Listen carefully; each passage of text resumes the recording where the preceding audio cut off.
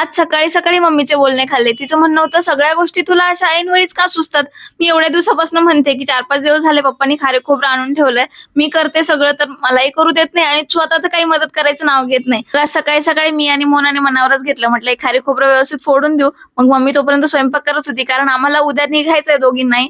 आणि मग नंतर मम्मीला असं वाटेल, की पोरींना लाडू करायचे होते आणि ते राहून गेले. म्हटलं, तिच्याही मनाला रुक नको. मस्तपैकी खारे खोबरं फोडलं. तोपर्यंत गरम गरम चहा आला होता आणि हे सगळं खारे खोबरं ना ऑलरेडी मम्मीने सुकत ठेवलं होतं. पण मला व्हिडिओ शूट करायचा म्हणून मी ते परत ॲक्टिंग करायचं काम करते. नंतर भाऊ मस्तपैकी गरम-गरम मॅगी बनवत होता. म्हटलं, "चला आमच्यासाठी पण थोडीशी बनव." मग आम्ही सगळ्यांनी मस्तपैकी मॅगी खाल्ली.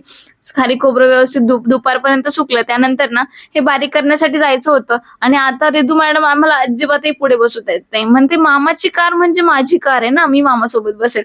मग वैजापूरला गेलोच होतो, तर शॉपिंग केल्याशिवाय काही येणार नाही. 2-3 तास तिकडेच गेले. शॉपिंग झाली, खारी खोबरं दळून आणलं आणि येताना हा रॉड सुद्धा घेऊन आलो होतो. भैय्या खूप दिवसांपासून या गॅलरीसाठी कर्टन शोधत होता, जे की 7 फीट प्लस आहे. त्याच्यामुळे मिळतच नव्हते. 9 फूटचे कर्टन लकीली आम्हाला Amazonवर मिळाले. या कर्टन्सची लिंक हवी असेल तर नक्की कमेंट सेक्शनमध्ये लिंक टाइप करा. ग्रे कलरचे कर्टन्स आहेत, खूप सुंदर, काही प्लेन आणि थोडेसे डिझाईन वाले. खूप छान कॉम्बिनेशन होतं. पण अनफॉर्च्युनेटली ते पण मोठे झाले. आता त्याला फिटिंग करायचं होतं.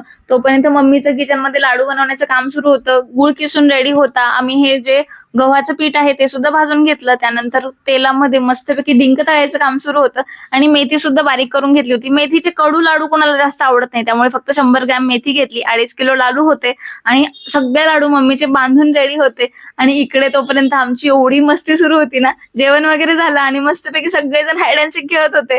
रिदूला एवढी मजा येते ना मामाच्या घरी गेल्यावर की विचारूच नका. घरी मशीन आहे, मग भैया म्हणे घरच्या घरी ट्राय करू, बट ते काही पॉसिबल झालं नाही. मग त्याने बाहेरूनच कर्टन छान फिटिंग करून आणले आणि असा कर्टनचा खूप सुंदर लुक दिसत होता. आजचा व्लॉग कसा वाटला नक्की सांगा.